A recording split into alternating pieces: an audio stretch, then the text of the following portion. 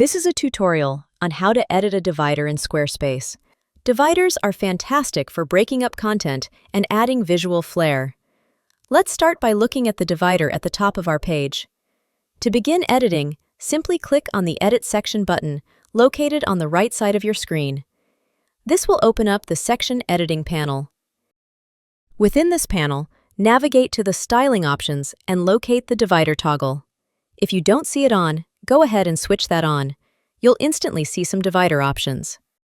Now, to truly customize your divider, click on the Shape option. This will present you with a variety of pre-designed divider shapes.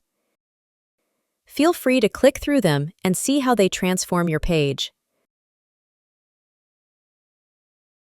Next, you can adjust the width and height of your divider. You'll notice options for small, medium, and large. There's also a flip option and alignment slider. Experiment to find what works best for your design.